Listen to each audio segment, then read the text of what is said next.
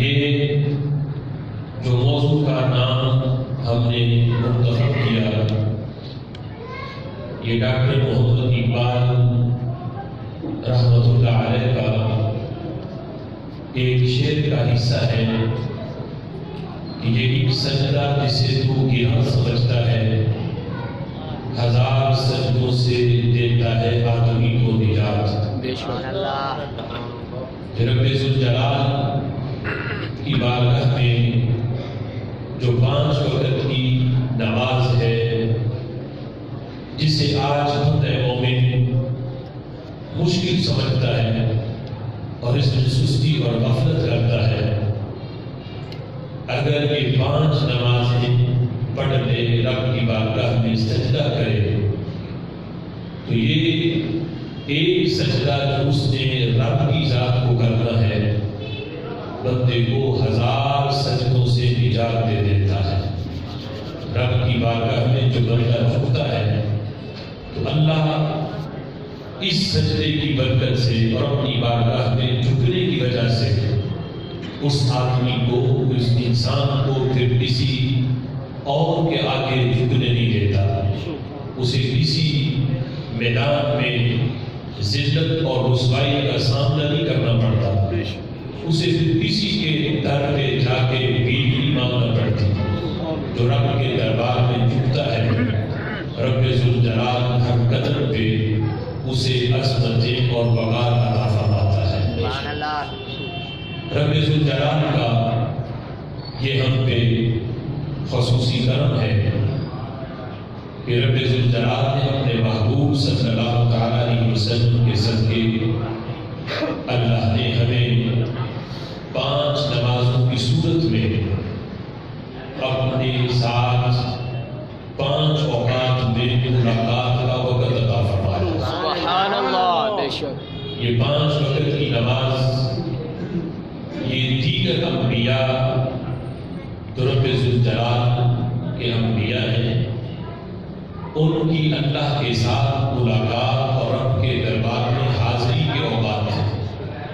تو خالق کائنات جل جلالہ نے ان انبیاء کو اپنے دربار میں ایک پورے دن کے اندر ایک وقت عطا کیا ملاقات کا اور حاضری کا، لیکن یہ اس امت کی شان ہے کہ رب ذوالجلال نے اپنے محبوب کے صدقے ہر امتی کو دن میں 5 بار اپنے دربار کی حاضری عطا فرمائی۔ سبحان اللہ۔ اب وہ بندہ کتنا بد نصیب ہے کہ جو ملاقات کا ٹائم تو لے لیکن اس ٹائم پہ ملاقات کے لیے حاضر نہ ہو۔ رب سے 5 وقت کی ملاقات کا ٹائم لیا، اب وہ وقت ہے ملاقات کا اور حاضری کا، اور بندہ اس وقت کو غفلت میں گزار دے تو رب ذوالجلال کو کتنا اس وقت غصہ آتا ہوگا۔ آج کسی دنیاوی جو کسی منصب پہ فائز ہے اس سے وقت لے لیا جائے، ٹائم لے لیا جائے ملاقات کا، اور وہ انتظار میں ہو کہ ہاں میں نے وقت دیا ہے، فلاں بندے نے ملاقات کے لیے آنا ہے، لیکن وہ بندہ نہ پہنچے تو اس کو کتنا غصہ آتا ہوگا۔ اسی طرح رب ذوالجلال نے جب بندوں کو 5 وقت اپنے دربار میں حاضری کا، ملاقات کا وقت دیا ہے، خالق کائنات جل جلالہ یہ چاہتا ہے کہ میرا بندہ میرے دربار میں حاضری دے۔ نبی پاک صلی اللہ تعالیٰ علیہ وسلم ارشاد فرماتے ہیں، بخاری شریف کی حدیث ہے، فرمایا کہ جب تم نماز کی حالت میں ہو تو قبلے کی جانب جھکو نہ، اس لیے کہ جب بندہ نماز پڑھتا ہے تو وہ اپنے رب کے دربار میں حاضر ہوتا ہے، اس کے رب کی رحمتیں اس کے سامنے ہوتی ہیں۔ حدیث کے لفظ تو یہ ہے کہ اس کا رب اس کے سامنے ہوتا ہے۔ سبحان اللہ۔ چونکہ یہ لفظ متشابہات میں سے ہے، اللہ کے لیے مکان ثابت کرنا یہ کفر ہے، جہت ثابت کرنا یہ کفر ہے، تو معنی اس حدیث کا یہ ہے کہ جب بندہ نماز پڑھتا ہے تو رب وہ اپنے رب سے مناجات کرتا ہے، اپنے رب سے وہ گفتگو کرتا ہے. جب نماز شروع کرتا ہے کہتا ہے الحمدللہ رب العالمین الرحمن الرحیم. گویا کہ وہ اپنے رب سے مناجات کر رہا ہے. پہلے اپنے رب کی تعریف کرتا ہے، پھر وہ مانگتا ہے اہدنا الصراط المستقیم صراط الذین انعمت علیہم غیر المغضوب علیہم ولا الضالین. تو یہ پوری مناجات ہے جو بندہ اپنے رب کے دربار میں نماز کی حالت میں کرتا ہے. تو میرے آقا صلی اللہ تعالیٰ علیہ وسلم فرمایا کہ اس وقت نماز کی حالت میں بندہ اپنے رب سے مناجات کر رہا ہوتا ہے. لہذا اگر اس حالت میں بندے کو تھوکنے کی حاجت پیش آئے تو وہ قبلے کی طرف منہ کر کے نہ تھوکے، سامنے نہ تھوکے، نہ اپنے دائیں جانب تھوکے، بلکہ اگر حاجت ہے اسے تو وہ بائیں جانب اپنے قدم کے نیچے یا نماز میں وہ اپنے کپڑے کا ایک پلو پکڑ کے اسی کے اندر تھوک کے اس کو صاف کر لے. اگر مسجد میں کھڑا ہے تو مسجد میں بھی تھوکنے کی پھر اجازت نہیں ہے. تو نبی مکرم شفیع معظم صلی اللہ تعالیٰ علیہ وسلم کے صدقے رب ذوالجلال نے اس امت کو جو اپنے دربار میں 5 وقت کی حاضری کا وقت عطا کیا، بندہ نماز کے اندر جو تکبیر تحریمہ ہے اس سے لے کر سلام تک ہر رکن جب ادا کرتا ہے تو ہر رکن میں اتنے اسرار و رموز ہیں اور اتنی حکمتیں ہیں کہ صرف تکبیر تحریمہ سے ہی نہیں، وضو کرنے سے لے کے نماز کی تیاری سے لے کے پھر نماز کے لیے چلنا اور پھر مسجد میں آنا، مسجد میں نماز کے انتظار میں رہنا اور سلام پھیرنے تک، یہ ہر عمل اتنا عظیم ہے کہ رب ذوالجلال ہر قدم پہ بندے کو نیکیاں عطا فرماتا ہے. اب اس میں اسرار و رموز کتنے ہیں. جو نماز کی رکعتیں ہیں، اس سے پہلے نماز کو جو العبادات کہا گیا، حالانکہ دیکھا جائے تو روزے میں نماز سے زیادہ مشقت ہے. گرمیوں کا روزہ دھوپ بھی برداشت کرنی ہے، پیاس بھی برداشت کرنی ہے. نماز میں تو سب سے لمبی عشاء کی ہے، اگر وہ بھی بندہ پوری رکعتیں پڑھے تو زیادہ سے زیادہ 15-20 منٹ میں بندہ پڑھ لے گا. یعنی جماعت کے ساتھ بھی پڑھے تو اتنا وقت لگے گا. یہ مشقت پھر اتنی نہیں جتنی مشقت روزے میں ہے، اور پھر جتنی مشقت حج میں ہے اتنی مشقت نماز میں نہیں. تو چاہیے تو یہ تھا کہ جن عبادتوں میں مشقت زیادہ ہے وہ زیادہ افضل ہوتی، انہیں العبادات کہا جاتا. نماز کو العبادات کیوں کہا گیا حالانکہ اس میں مشقت بھی اتنی نہیں؟ تو اس کا کئی اس کے جواب دیے گئے اور کئی اس کی حکمتیں بیان کی گئیں. ان میں سے ایک حکمت یہ ہے کہ نماز کو العبادات اس لیے کہا گیا کہ نماز جب بندہ دین اسلام کے اندر داخل ہوتا ہے تو ہر بندے پہ نماز فرض ہے. روزہ سال میں 1 مہینہ ہے اور وہ بھی مسافر پہ ثابت ہے. نماز کسی حالت میں بھی معاف نہیں، چاہے بندہ غریب ہو چاہے امیر ہو. نماز کے لیے کوئی نصاب نہیں. زکوٰۃ کے لیے نصاب ہے، حج کے لیے نصاب ہے. بندہ مالدار ہو پھر یہ چیزیں فرض ہیں، لیکن نماز کو غریب پر بھی فرض ہے، امیر پر بھی فرض ہے. نماز حالت سفر میں بھی فرض ہے، بیماری میں بھی فرض ہے. کھڑا ہو کے نہیں پڑھ سکتا بیٹھ کے پڑھے، بیٹھ کے نہیں پڑھ سکتا لیٹ کے پڑھے، لیٹ کے بھی اگر اپنے اعضاء کو حرکت نہیں دے سکتا اس سے بھی تکلیف ہوتی ہے تو اب آنکھوں کے اشارے سے پڑھ لے. نماز کسی حالت میں بھی معاف نہیں، ہر حالت میں نماز ضروری ہے. اس وجہ سے بھی نماز کو العبادات کہا جاتا ہے. پھر یہ وجہ بھی ہے کہ جب بندہ نماز پڑھتا ہے تو نماز میں اتنا اخلاص ہے کہ جب تکبیر تحریمہ کہہ کے نماز شروع کرتا ہے اب وہ دنیا سے بے رغبت ہو جاتا ہے. نماز کی حالت میں دنیا کا کوئی کام نہیں کر سکتا. یہاں تک کہ کلام بھی نہیں کر سکتا، یہاں تک کہ کسی کے سلام کا جواب بھی نہیں دے سکتا اور کسی کو سلام بھی نہیں کر سکتا۔ حالانکہ بندہ روزہ رکھا ہوا ہو، وہ کاروبار بھی کر سکتا ہے، تجارت بھی کر سکتا ہے، کوئی سلام کرے سلام کا جواب بھی دے سکتا ہے۔ روزہ رکھا ہوا ہے، عبادت رب کی ہے، لیکن دنیا کی طرف توجہ کرنے سے بھی وہ عبادت ختم نہیں ہوتی، یعنی دنیا کی طرف بھی توجہ اس میں پائی جاتی ہے۔ حج ہے، حج کرنے کے ساتھ ساتھ بندہ تجارت بھی کر سکتا ہے، حج کے ارکان بھی ادا کر سکتا ہے، لوگوں کے ساتھ گفتگو بھی کر سکتا ہے، اس سے بھی حج ادا ہو جائے گا۔ لیکن نماز ایسی عبادت ہے جب بندہ شروع کرتا ہے اپنے رب کے دربار میں اتنا متوجہ ہوتا ہے کہ اب رب فرماتا ہے کہ کوئی سلام کرے تو اس کا سلام بھی تو لے، جواب بھی نہیں دینا۔ میرے دربار میں اپنے خشوع و خضوع کے ساتھ اور اپنی تمام تر توجہ کے ساتھ میرے دربار میں متوجہ رہو۔ یہ عبادت چونکہ شروع سے لے کے سلام پھیرنے تک اس میں اتنا اخلاص ہے، رب ذوالجلال اس عبادت کو پسند کرتا ہے جس میں کسی غیر کا خیال نہ آئے، وہ تمام کی تمام توجہ رب کی طرف ہو، تو خالق کائنات جل جلالہ اس عبادت پہ ثواب زیادہ عطا فرماتا ہے۔ اس وجہ سے بھی نماز کو ام العبادت کہا جاتا ہے۔ پھر نماز جو ہے یہ فرشتوں کی عبادت کا مجموعہ ہے۔ رب ذوالجلال کے کچھ فرشتے حالت قیام میں ہیں، کچھ حالت رکوع میں ہیں، کچھ حالت سجود میں ہیں، کچھ حالت قعود میں ہیں۔ یعنی فرشتے ایسا نہیں کہ سارے فرشتے نماز کے سارے ارکان ادا کریں، یہ اس امت کی شان ہے۔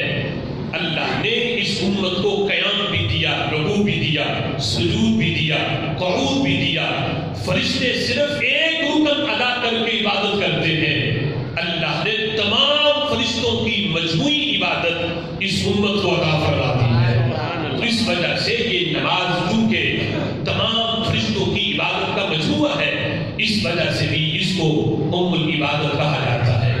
پھر یہ بھی وجہ ہے کہ رب ذوالجلال کی جتنی مخلوق ہے، چاہے وہ درخت ہو، وہ حیوان ہو، وہ زمین پہ ریگنے والے کیڑے ہوں، ان کی بھی عبادت کرنے کا ایک ایک انداز ہے۔ درخت حالت قیام میں ہے، جانور چوپائے حالت رکوع میں ہے، کیڑے مکوڑے حالت سجود میں ہے، مینڈک حالت قعود میں ہے۔ یہ جانوروں کی عبادت کا ایک ایک اللہ نے کو وصف دیا، ایک ایک طریقہ دیا، لیکن یہ انسان کی شان ہے۔ اللہ نے تمام مخلوقات کی مجموعی عبادت کا طریقہ حضرت انسان کو عطا فرمایا ہے۔ یہ تمام مخلوق کی عبادت یکجا کر سکتے ہیں ایک وقت میں، کہ قیام بھی ہے، رکوع بھی ہے، سجود بھی ہے اور قعود بھی ہے۔ تمام فرشتوں کی اور تمام تر مخلوقات کی مجموعی عبادت اللہ نے حضرت انسان کو دی ہے۔ اس وجہ سے اس عبادت کو تمام عبادتوں کی اصل کہا جاتا ہے۔ پھر جو بندہ نماز پڑھتا ہے، نماز بندے کے ہر لمحے کو عبادت بنا دیتی ہے۔ اب دیکھو روزہ جو ہے یہ سال میں ایک مہینہ فرض ہے، مہینے کے روزے رکھ لیے، اب اگلے سال تک بندہ بے فکر ہے کہ اب اگلے سال مہینہ رمضان کا آئے گا تو پھر روزے رکھوں گا۔ حج زندگی میں ایک بار فرض ہے، ایک بار کر لیا بندہ بے فکر ہو گیا کہ میں نے فرض ادا کر لیا، اب فرض ثابت ہے مجھ سے، میں نے ادا کر لیا۔ لیکن نماز ایسی عبادت ہے، فجر پڑھے تو انتظار میں ہے کب ظہر کا وقت ہوگا، ظہر پڑھوں گا، ظہر پڑھ کے جائے، پھر عصر کی فکر ہے، کب عصر کا ٹائم شروع ہو، میں نے مسجد میں جانا ہے، عصر پڑھنی ہے، ابھی عصر سے فارغ ہو، پھر مغرب کی فکر ہے، مغرب پڑھ کے فارغ ہو، عشاء کی فکر ہے، اور عشاء پڑھ کے سو جائے، صبح فکر یہ ہے کہ کہیں نیند کے اندر نماز نہ نکل جا۔ بندہ الارم لگاتا ہے، کسی کی ڈیوٹی لگاتا ہے کہ جب نماز کا وقت ہو مجھے اٹھا دینا، یہ فکر ہے نماز کی۔ تو عبادت کی فکر میں رہنا، اللہ اس پر بھی عبادت کا ثواب دیتا ہے۔ ایک نماز پڑھ کے بندہ اگلی نماز کی فکر میں ہے،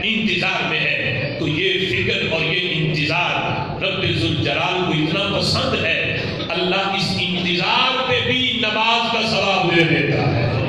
یہ حدیث ہے باقاعدہ، ایک نماز پڑھ کے اگلی نماز کے انتظار میں بندہ رہے تو یہ انتظار بھی ایسا ہے کہ گویا کہ وہ حالت نماز میں ہے۔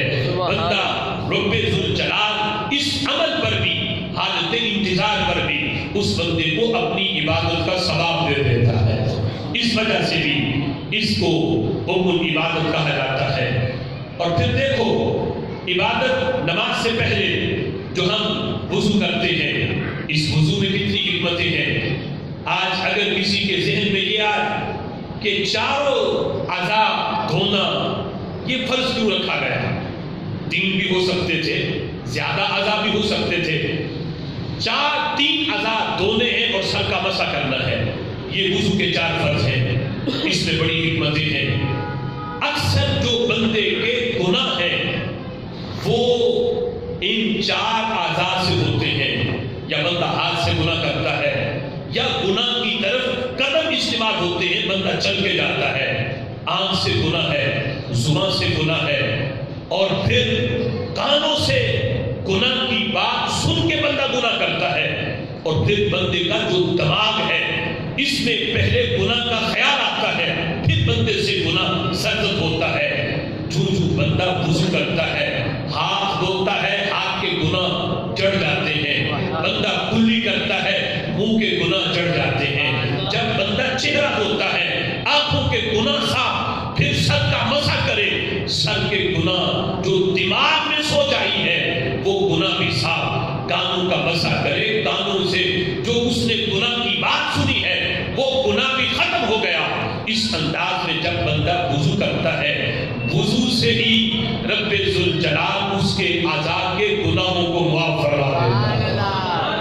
یہ حکمتیں ہیں کہ ابھی بندے نے نماز پڑھنی ہے، نماز پڑھنے سے جو اس پہ رب کی رحمتوں کا نزول ہونا ہے وہ معاملہ بھی بعد کا ہے۔ ابھی اس نے نماز کی تیاری کی ہے، اس تیاری میں اتنی برکتیں ہیں، جب بندہ نماز کی تیاری کر کے فارغ ہوتا ہے تو رب ذوالجلال اسی پر اس بندے کے گناہوں کو معاف فرما دیتا ہے۔ پھر دیکھو، ہم 5 نمازیں پڑھتے ہیں، 5 نمازوں میں جو ہر نماز کی رکعتیں ہیں، فرض نماز، ان کی تعداد میں بھی فرق ہے۔ فجر کے 2 ہیں، ظہر کے 4 ہیں، عصر کے 4 ہیں، اور مغرب کے 3 فرض ہیں، پھر عشاء کے 4 ہیں۔ یعنی یہ ساری نمازوں کے فرائض کی تعداد کو برابر کیوں نہ رکھا گیا؟ اس میں فرق کیوں ہے؟ اس میں بھی سینکڑوں حکمتیں ہیں۔ یہ نمازوں کی جو فرض رکعتیں ہیں، رکعتوں کی جو تعداد ہے، یہ تعداد بھی اللہ کے انبیاء کی یادگاریں ہیں۔ رب ذوالجلال کے انبیاء نے یوں ادا کی، اللہ نے قیامت تک اپنے انبیاء کی یاد کو تازہ رکھنے کے لیے اللہ نے ان رکعتوں کو اپنے محبوب کی امت پہ فرض فرما دیا۔ فجر کی نماز حضرت آدم علیہ السلام کو جب اللہ نے زمین پہ اتارا، رات کا وقت تھا، گھبرا گئے، چونکہ جنت میں تو رات نہیں پڑتی، وہاں تو سویرا ہی سویرا ہے، وہاں تو رات نہیں، وہاں تو نور ہی نور ہے۔ جب جنت سے زمین پہ اترے، اندھیرا تھا، گھبرا گئے، پھر جب سورج نکلا، روشنی ہوئی تھوڑی سی، تو انہوں نے اس روشنی کے آنے پہ اللہ کا شکر ادا کرتے ہوئے 2 رکعتیں عطا کی۔ یہ 2 رکعتیں آج ہم فجر کے سورج کے اندر ہم ادا کرتے ہیں، اور حضرت آدم علیہ السلام کی یاد کو تازہ کرتے ہیں۔ یہ آدم علیہ السلام کی سنت ہے۔ پھر ظہر کی نماز، حضرت ابراہیم علیہ السلام جس وقت حضرت اسماعیل علیہ السلام کے گلے پہ چھری چلا رہے تھے، اور چھری ان کے گلے پہ نہیں چلی بلکہ ان کی جگہ پہ دمبا ذبح ہوا، بیٹے کو اللہ نے بچا لیا۔ حضرت ابراہیم علیہ السلام نے جب دیکھا ذبح دمبا ہوا، بیٹا بچ گیا، تو شکرانے کے طور پہ وہ قربانی بھی قبول ہو گئی۔ شکرانے کے طور پہ 4 رکعتیں ادا کی۔ وقت ظہر کا تھا، یعنی وہ وقت یہی تھا، 4 رکعتیں ادا کی۔ اللہ کو یہ ادا پسند آئی۔ قیامت تک حضرت ابراہیم علیہ السلام کی اس ادا کو زندہ رکھنے کے لیے اللہ نے 4 رکعتیں ظہر کی صورت میں اپنے محبوب کی امت پہ فرض فرما دی۔ سبحان اللہ۔ عصر کی نماز حضرت عزیر علیہ السلام، انہوں نے اس وقت اللہ نے 16 سال کے بعد انہیں زندہ کیا، تو وہ زندہ ہوئے وقت یہ عصر کا تھا، تو 4 رکعتیں انہوں نے شکرانے کے طور پہ پڑھی، تو رب ذوالجلال نے یہی 4 رکعتیں نماز عصر کی صورت میں اپنے محبوب کی امت پہ فرض فرما دی۔ پھر مغرب کی نماز حضرت داؤد علیہ السلام نے 4 رکعتیں، کہ اللہ نے ان کی توبہ کو قبول کیا، ان کی کوئی دعا تھی، کوئی لغزش ہوئی، تو جب دعا قبول ہوئی اس کے شکرانے میں انہوں نے 4 رکعتوں کی نیت کی، لیکن 3 رکعتوں پہ بھول کے 3 رکعتیں پڑھنی، سلام پھیر دیا، پھر پتہ چلا کہ میں نے تو 3 پڑھ دی، پھر شروع کرنے لگے، تو اللہ نے وحی بھیجی، اے داؤد تم 3 ہی رہنے دو، تمہاری 3 ہی قبول ہے۔ سبحان اللہ۔ جس وقت سے تم نے 3 پڑھی ہے، یہ 3 ہی قبول ہے، اور قیامت تک تمہاری اس ادا کو کے اوپر عمل کیا جائے گا، میں اپنے محبوب کی امت پہ یہ 3 رکعتیں ہی فرض فرما دوں گا۔ سبحان یہ اللہ۔ مغرب کی، یعنی دیکھو اللہ کے مقرب بندوں کی بھول میں بھی کتنا کمال ہے، اللہ اس بھول کو بھی اتنا پسند کیا ہے کہ قیامت تک اس یاد کو زندہ رکھنے کے لیے اللہ نے مغرب کی نماز کی 3 رکعتیں فرض کی۔ آج کوئی 4 پڑھے، اللہ قبول نہیں فرمائے گا، قبول اسی کی ہوگی جو نبی کی ادا کو ادا کرتے ہوئے 3 پڑھے گا۔ پھر عشاء کی نماز یہ ہمارے آقا صلی اللہ تعالی علیہ وسلم نے ادا فرمائی، یعنی یہ خاص، یہ پہلے کسی نبی نے نہیں پڑھی، یہ خاص رب ذوالجلال نے یہ نماز ہمارے آقا صلی اللہ تعالی علیہ وسلم کو عطا کی۔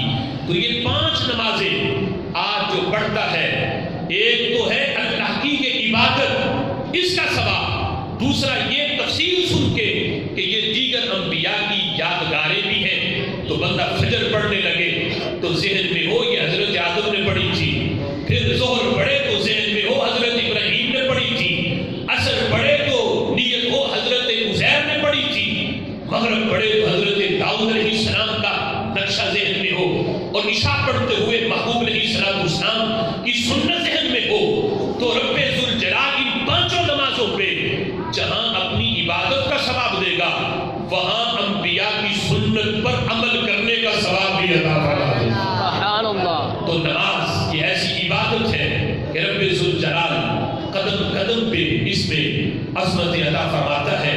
نبی مکرم شفیع معظم صلی اللہ تعالی علیہ وسلم نے نماز کی اہمیت کو اجاگر کرتے ہوئے میرے آقا فرماتے ہیں الصلاۃ عماد الدین، نماز یہ دین کا ستون ہے۔ فرمایا فمن اقامها اقام الدین، جس نے نماز کو قائم کیا، نماز کو جس نے قائم کیا، اقام الدین، اس نے دین قائم کر لیا۔ سبحان اللہ۔ آج یہ بھی ہمارے عرف کے اندر بڑا ایک ماحول ہے، کچھ لوگ اس وجہ سے لوگوں کو نماز سے دور کر رہے ہیں کہ قرآن میں نماز پڑھنے کا حکم نہیں، نماز قائم کرنے کا حکم ہے، اور قائم یہ ہے کہ دل سے بندہ، دل کی نماز جو ہے یہ قائم، نماز کو قائم کرنا ہے۔ یہ جو تم پڑھتے ہو ہاتھ اٹھا کے پھر باندھ لیتے ہو، پھر رکوع کرتے ہو، پھر سجدہ کرتے ہو، یہ نماز پڑھنا ہے، قرآن میں پڑھنے کا حکم نہیں، قرآن میں قائم کرنے کا ہے، اور ہم قائم کرتے ہیں، ہماری دل کی نماز ہے، اور دل کی نماز یہ ہر وقت کی نماز ہے۔ تم 5 وقت پڑھتے ہو، ہماری تو ہر وقت کی نماز ہے۔ یعنی یہ آج کل کچھ باتیں جنہوں نے لوگوں کو شریعت سے دور کر کے اپنے جال میں پھنساتے ہیں۔ ہمارے علاقے کے اندر بھی کچھ ایسے لوگ ہیں جو پہلے 5 وقت کے نمازی تھے، ایک جاہل بابا ان کے پلے پڑا، ایسا ان کو گمراہ کیا کہ پورا گھرانہ ان کا گمراہ۔ اب وہ مسجد میں نماز پڑھنے نہیں آتے، کیا کوئی ہمارے پیر صاحب نے کہا کہ نماز تو دل کی ہوتی ہے، یہ نماز تو پڑھنا ہے، قرآن میں تو قائم کرنے کا حکم ہے۔ قرآن مجید فرقان حمید کی سب سے جو عملی قرآن ہے وہ ہمارے آقا علیہ السلام کی سیرت ہے۔ اگر صرف دل کی نماز ہوتی تو میرے آقا علیہ السلام نے کبھی اپنے صحابہ کو یوں نماز پڑھائی نہ ہوتی۔ میرے محبوب نے صحابہ کو نماز پڑھا کر پھر فرمایا جو اس انداز میں نماز پڑھتا ہے رب ذوالجلال اس کے گناہوں کو معاف فرما دیتا ہے۔ اور پھر ایک صحابی جنہوں نے نماز والسلام دیکھ رہے تھے، تعدیل ارکان سے نہیں پڑھی، یعنی آئے جلدی جلدی نماز پڑھی، ابھی رکوع صحیح نہیں کیا، اٹھے نہیں، سجدے میں چلے گئے، پھر سجدہ صحیح نہیں کیا، دونوں سجدوں کے درمیان اطمینان سے بیٹھے نہیں، دوسرا سجدہ کر دیا، میرے محبوب نے بلا لیا۔ اگر نماز دل کی ہوتی تو جیسی پڑھی تھی فرما دیتے ٹھیک ہے تو نے پڑھی تو ہے نا، قبول ہو جاتی۔ میرے محبوب نے فرمایا کہ تو نے نماز پڑھی نہیں، نماز جا کے دوبارہ پڑھو، تم نے نماز پڑھی ہی نہیں۔ وہ دوبارہ گئے، ویسے ہی پڑھی انہوں نے، میرے محبوب نے پھر بلایا، یہاں تک کہ 3 مرتبہ انہوں نے عمل کیا، ہر بار میرے محبوب نے فرمایا تم نماز دوبارہ پڑھو، اس لیے کہ تو نے پڑھی ہی نہیں۔ اب انہوں نے عرض کیا کہ محبوب میں کیسے نماز پڑھوں؟ میرے محبوب نے مکمل نماز اس صحابی کو پڑھ کے دکھائی کہ یوں ہاتھ اٹھاؤ، یوں باندھو، یوں رکوع کرو، یوں اطمینان سے ہر رکن کو ادا کرو کہ جب بندہ رکوع کرے تو ایک بار رکوع کرتے ہوئے، قیام سے رکوع میں آتے ہوئے اس کے اعضاء میں جو حرکت پیدا ہوئی ہے ایک دفعہ وہ حرکت بالکل ختم ہو، یہ نہیں کہ مرغے کی طرح ڈھونگ مارے، ادھر رکوع کیا ابھی حرکت اعضاء کی ختم نہ ہو فوراً کھڑا ہو جائے، اور کھڑا بھی سیدھا نہ ہو فوراً سجدے میں چلا جائے۔ یہ تعدیل ارکان کا ترک ہے، اور نماز میں تعدیل ارکان واجب ہے، کوئی جان بوجھ کے اگر چھوڑتا ہے اس کی نماز نہیں ہوگی۔ تو میرے آقا نے اس نماز پڑھ کے دکھائی، فرمایا یوں نماز پڑھو تو رب ذوالجلال اس نماز پہ تمہارے پچھلے گناہوں کو معاف فرما دے گا۔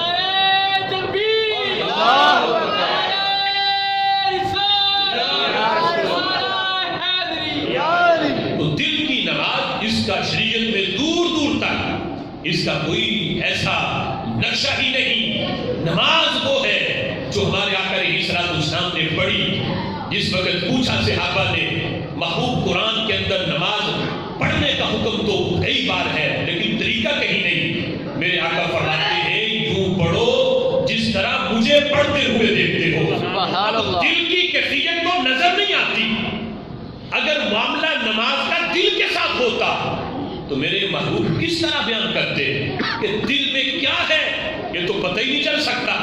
جب صحابہ نے پوچھا نماز پڑھے کیسے تو میرے محبوب نے نماز کی جو ظاہری کیفیت تھی اس کی طرف اشارہ کیا، فرمایا جس طرح مجھے پڑھتے ہوئے دیکھتے ہو۔ تو پتہ چلا نماز کی اس وقت کوئی ظاہری حالت تھی، رکوع و سجود تھے، جس کو میرے محبوب نے بیان کیا کہ جس طرح میں پڑھتا ہوں تم بھی ویسے ہی پڑھو۔ اب یہ ہے نماز کی کیفیت۔ وہ جاہل ہے لوگ کہ جو دل کی نماز کی طرف لوگوں کو لے کے جائیں اور اس نماز کا انکار کریں۔ اگر کوئی ایسی صورتحال بنائے اس نماز کا انکار کرے اور دل کی نماز کی طرف کوئی لے کے جائے تو یہ کفر ہے، وہ بندہ دین اسلام سے خارج ہے، وہ بندہ گمراہ ہے، کافر ہے ایسا بندہ جو اس نماز کا انکار کرتا ہے۔ اس لیے کہ دین وہ ہے جو رب ذوالجلال نے قرآن میں بیان کیا ہے اور میرے محبوب نے عملی طور پہ اپنی امت کو کر کے دکھایا ہے۔ فرمایا کہ جو نماز کے دین کا ستون ہے، جس نے نماز کو قائم کیا اس نے دین قائم کیا، اور فرمایا من ترکھا فقد ہدم الدین، جس نے نماز کو ترک کر دیا اس نے اپنے دین کے محل کو ڈھا دیا، دین کا محل ختم ہو جائے گا، اس بندے کا محل رہے گا ہی نہیں۔ یعنی نماز کوئی بندہ نہیں پڑھتا، دیگر کام وہ کرے، حج کرے، زکاتیں دے، روزے رکھے، صدقہ خیرات کرے، جب محل ہی نہیں تو کہاں روزے کو رکھے گا، کہاں حج کو رکھے گا؟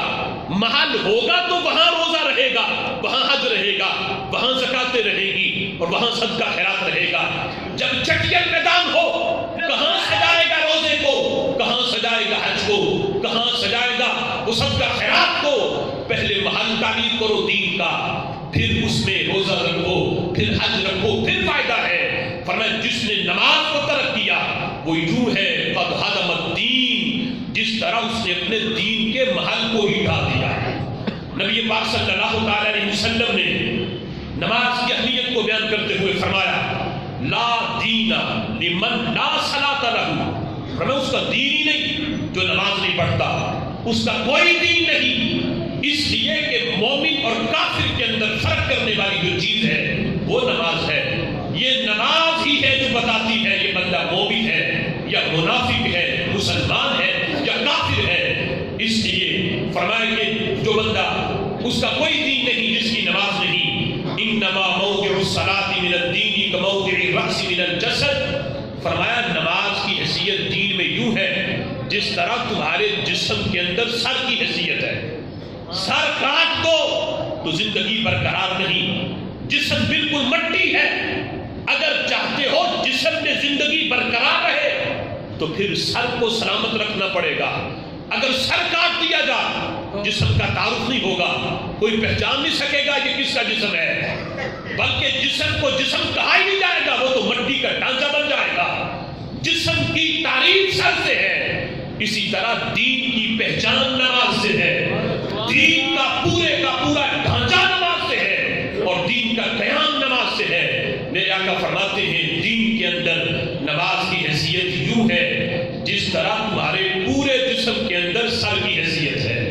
نبی مکرم شفیع معظم صلی اللہ تعالی علیہ وسلم نماز کی اہمیت کا خطبہ دے رہے تھے صحابہ کو, اور یہ وہ وقت تھا کہ جب رسول اکرم صلی اللہ تعالی علیہ وسلم مسجد نبوی شریف کے اندر آپ جب وقت تھے مدینہ شریف میں, تو آپ نے وفد ثقیف حضور کی بارگاہ میں آیا اسلام قبول کرنے. ابھی انہوں نے اسلام قبول نہیں کیا تھا. حضور کی بارگاہ میں پہنچے تو انزلہم المسجد. بخاری کے لفظ ہیں میرے آقا علیہ الصلوۃ والسلام نے اس وفد ثقیف کو مسجد کے اندر ٹھہرا دیا. اب یہاں یہ بات بھی کرتا چلوں کہ کچھ لوگوں نے اس حدیث کو دلیل بنا کر اپنی مساجد کو آج عیسائیوں کے لیے بھی کھول دیا کہ عیسائی آئیں اور ہماری مساجد کے اندر آ کے اپنی عبادت کرتے رہیں. دلیل کیا ہے؟ محبوب نے وفد ثقیف کو ٹھہرایا تھا مسجد نبوی میں, تو یہاں حدیث کے اندر باقاعدہ لفظ ہے کہ وفد ثقیف کو ٹھہرایا کیوں تھا. اس لیے نہیں ٹھہرایا تھا کہ تم یہاں ہماری مسجد میں آ کے بتوں کی عبادت کرو, چونکہ وہ آئے تھے اسلام قبول کرنے. ٹھہرایا اس لیے تھا کہ وہ مسجد میں بیٹھیں گے جب صحابہ صدیق اکبر حضرت عمر یا حضرت عثمان آئیں گے نماز پڑھنے. یہ وفد ثقیف انہیں دیکھیں گے کہ محبوب کے صحابہ نماز کیسے پڑھتے ہیں, یہ کس طرح تہجد پڑھتے ہیں. ان کا دل اسلام کی طرف مائل ہوگا اور صحابہ کے عبادت کے طریقے کو دیکھ کے ان کے دل کے اندر دین اسلام کی محبت پیدا ہوگی. اس وجہ سے میرے نبی نے اجازت دی تھی. یہ نہیں کہ غلبے کے طور پہ تم کہو کہ آؤ مساجد ہماری ہو, عبادت کا طریقہ تمہارا ہو. نہیں, اس کے لیے میرے نبی نے کسی وفد کو بھی یا کسی ایک بندے کو بھی اجازت نہیں دی اور اپنی مسجد کے لیے میرے محبوب نے نہیں کھولی. یہ وجہ یہ تھی. لفظ حدیث کے سنو, میرے آقا فرماتے ہیں مسجد کے اندر ان کو ٹھہرایا. وجہ کیا تھی؟ لِيَكُونَ أَرَقَّ لِقُلُوبِهِمْ, تاکہ ان کے دل اسلام کی طرف مائل ہو جائیں. سبحان اللہ. ان کے دل کے اندر اسلام, دل ان کے مائل تھے. اور یہ میرے نبی کا علم تھا کہ جو بعد کے حالات بھی جانتے تھے. یہ پتا تھا آج میں یہ نرمی کے ساتھ کروں, مسجد میں ٹھہرا دوں, میرے صحابہ کی نماز کا طریقہ یہ دیکھیں. تو میرے نبی کا تو علم ہے نا کہ بعد کے حالات بھی جانتے ہیں, اور پتا تھا کہ یہ لوگ اسلام قبول کر جائیں گے.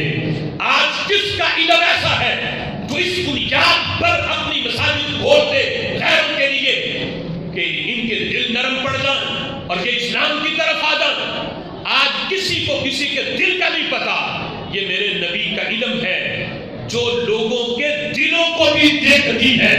میرے نبی کی نگاہ ہے جو صرف ظاہر کو ہی نہیں ہر بندے کے باطن کو بھی دیکھتی ہے. اس لیے ان کا یہ خاص علم, اس بنیاد پر وہ چاہیں تو غیروں کے لیے بھی مسجد کھول دیں اور ان کے دل اسلام کی طرف لائیں. یہ میرے نبی کا ایک انداز تھا. اب جس وقت وہ ٹھہرے مسجد کے اندر تو ہوا ویسا ہی, ان کے دل اسلام کی طرف مائل ہوئے اور انہوں نے کہا کہ ہم اسلام قبول کریں گے لیکن ہماری 3 شرطیں ہیں. 3 شرطیں ہیں ہماری, اگر یہ قبول کر لی جائیں تو پھر ہم اسلام لے آئیں گے. میرے نبی نے فرمایا بتاؤ تمہاری شرطیں کیا ہیں؟ وہ کہنے لگے فَاشْرَطُوا عَلَيْهِ أَلَّا يُحْشَرُوا وَلَا يُحْشَرُوا وَلَا يُجَبُّوا. انہوں نے کہا کہ پہلی شرط یہ ہے کہ ہم جہاد میں نہیں جائیں گے, ہمیں جہاد سے چھٹی دی جائے، اسلام قبول کر لیں گے لیکن ہم جہاد نہیں کریں گے، ہمیں پیچھے رکھا جائے، ہم نہیں جا کے لڑیں گے۔ اب یہ معاملہ بعد کا ہے کہ اسلام لانے کے بعد انہوں نے یہ سارے کام کیے۔ اسلام ہے ہی ایسا اور نبی کی غلامی ہے ہی ایسی، جب بندہ غلامی میں آ جاتا ہے پھر زندگی سے پیار نہیں رہتا۔ اس وقت پیار تھا، اس لیے جہاد سے ڈرتے تھے، ہمیں جہاد سے چھٹی دی جائے۔ میرے نبی نے فرمایا کوئی بات نہیں، قبول ہے، آؤ تو صحیح اسلام میں، پھر خود کہو گے ہمیں آگے بھیجا جائے، ہم نے پیچھے نہیں رہنا، آؤ تو صحیح اسلام میں۔ کہا کہ ہمیں جہاد سے چھٹی دی جائے، فرمایا قبول ہے۔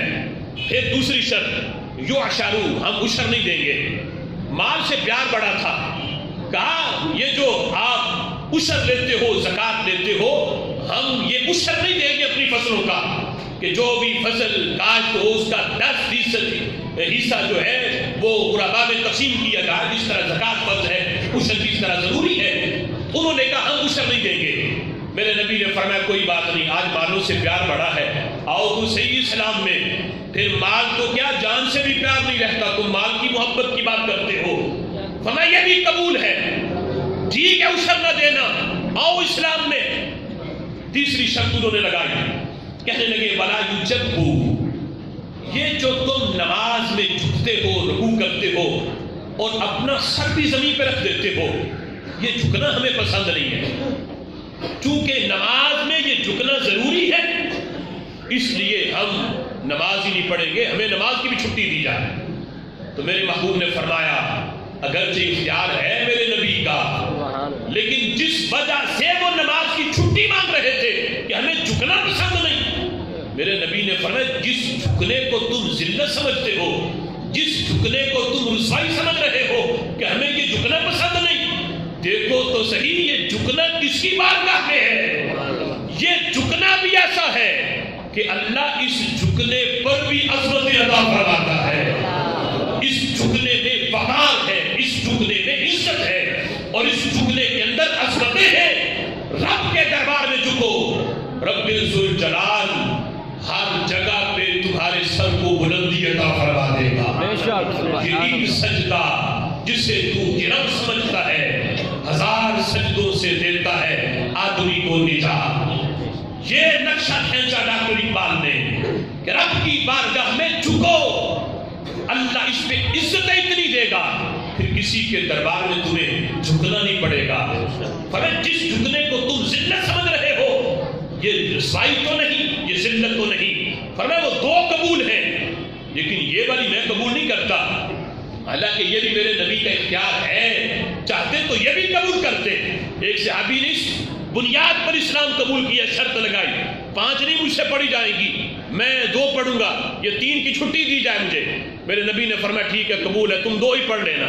وہ آئے اسلام کے اندر، پھر سجدہ ایک بھی نہیں چھوٹا، نبی کی غلامی پھر ایک سجدہ بھی چھوٹنے نہیں دیتی۔ یہ ہے ہی دین ایسا، اس میں اتنی لذت ہے، اتنی چاشنی ہے کہ جب بندہ آ جائے پھر بندہ کہتا ہے کہ میرا ہر لمحہ اللہ کی عبادت میں گزرے۔ لیکن میرے نبی نے قبول کی اس کی شرط، فرمایا تم 2 پڑھ لینا، 3 کی چھٹی دیتا ہوں۔ قبول کی ہے، یہاں بھی چاہتے تو قبول کر لیتے، لیکن جو سوچ تھی ان کی کہ یہ جھکنا ہمیں پسند نہیں، کہ ہم اپنا ماتھا بھی زمین پہ رکھ دیں، ہمیں یہ قبول نہیں، یہ پسند نہیں۔ میرے نبی نے فرمایا کہ جس جھکنے کو تم ذلت سمجھ رہے ہو، اس بنیاد پر میں تمہاری شرط قبول نہیں کروں گا۔ فرمایا نماز پڑھو، یہ تو پڑھنی پڑے گی، اس لیے کہ لا دینا، اس بندے کا دین ہی نہیں ہے جس دین کے اندر نماز نہیں ہوتی، لہذا دین کو قائم کرنے کے لیے نماز تمہیں پڑھنی پڑے گی۔ اب انہوں نے جس وقت یہ سنا، میرے نبی نے نماز کی اہمیت کو بیان کیا، پھر کہا کہ ٹھیک ہے ہم دین کے اندر آئیں گے، نماز ہم پڑھیں گے۔ پھر دلیل شاہد ہے کہ جو شرطیں انہوں نے خود لگائی تھیں، جب وقت پڑا جہاد کا، جب وقت آیا مال دینے کا، وہ وقت ثقیف والے پھر پیچھے نہیں رہے، بلکہ چھلانگے لگا لگا کے وہ آگے آتے تھے میدان جہاد میں بھی، اور زکوٰۃ دینے میں بھی، مال پیش کرنے میں بھی، کہ یہ نبی کی غلامی ہے۔ جب بندہ اختیار کرتا ہے، نہ مال سے پیار رہتا ہے، نہ جان سے پیار رہتا ہے۔ تو نبی پاک صلی اللہ علیہ وسلم نے فرمایا لا دینا لا خیر فی دین لیس فیہ رکوع اس دین کے اندر کوئی بلائی نہیں جس دین کے اندر رکوع نہ ہو. اب رکوع بول کے پوری نماز مراد نہیں. جس دین کے اندر جھکنا نہ ہو رب کی بارگاہ میں, اس دین کے اندر بلائی کوئی نہیں. اس دین میں بلائی ہے کہ جس میں سر بندہ رب کے دربار میں جھکائے. یہ جھکنا ایسا ہے کہ رب ذوالجلال اس بندے کو ہر میدان میں پھر بلندیاں عطا فرما دیتا ہے. یہ ایک سجدہ جسے تو گراں سمجھتا ہے, 1000 سجدوں سے دیتا ہے آدمی کو نجات. اللہ کی بارگاہ میں دعا ہے جو سنا اس پہ عمل کی توفیق عطا فرمائے. آمین بجاہ